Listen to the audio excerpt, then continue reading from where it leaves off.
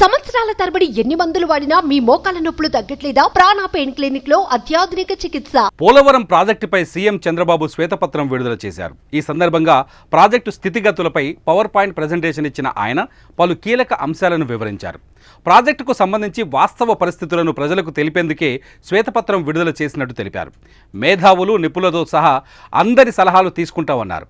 కేంద్రం నుంచి వీలైనంత ఎక్కువగా నిధులు తెచ్చుకోవాలని, 25 రోజుల్లో బడ్జెట్ ప్రవేశపెట్టాల్సిన అవసరం ఉందన్నారు. వెబ్సైట్ల ద్వారా పత్రాలన్నీ అందుబాటులో ఉంచుతామని, దుష్ప్రచారానికి చెక్ పెట్టేందుకు శ్వేతపత్రాల విడుదల చేస్తున్నామన్నారు. రాష్ట్రానికి విభజన వల్ల జరిగిన నష్టం కంటే జగన్ చేసిన నష్టం ఎక్కువ అన్నారు. జగన్ మూర్ఖత్వంతో డయాఫ్రామ్ వాల్ దెబ్బతిందన్నారు. 2009లోనూ వైఎస్ రాజశేఖర రెడ్డి కాంట్రాక్టర్ను మార్చారు.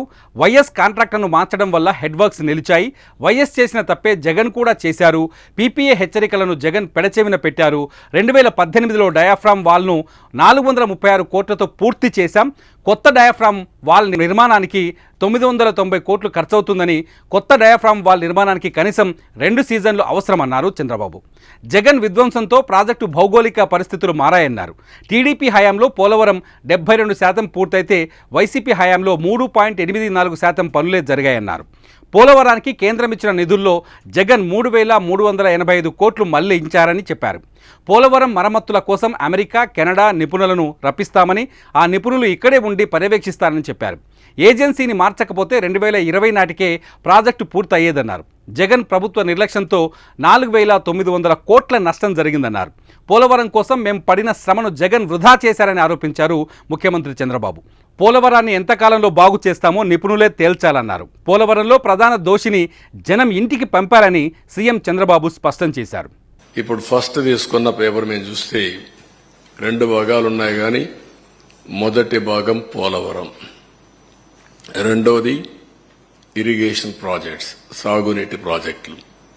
ఈరోజు మేము సాగునీటి ప్రాజెక్టులు తీసుకోవడం లేదు. ఆంధ్రప్రదేశ్ రాష్ట్రానికి సాగునీటి ప్రాజెక్టుల అవసరం చాలా ఉంది. ఆ రోజు తెలుగుదేశం పార్టీ హయాంలో 64,000 కోట్ల రూపాయలు, 67,000 కోట్ల రూపాయలు 5 సంవత్సరాల్లో ఇరిగేషన్ పైన ఖర్చు పెట్టాం. ఇప్పుడైతే మెయింటెనెన్స్ కూడా ఇవ్వలేని పరిస్థితి వచ్చింది. అవన్నీ నేను కూడా ఒక వారం తిరిగాను. రాష్ట్రంలో ప్రజా చైతన్యం తీసుకొచ్చాను. ఆ విషయాలు మళ్ళీ నేను మాట్లాడతాను. సుమన్ టీవీలో మీ పర్సనల్ అండ్ బిజినెస్ ప్రమోషన్స్ కోసం కింది నెంబర్కి కాంటాక్ట్ చేయండి.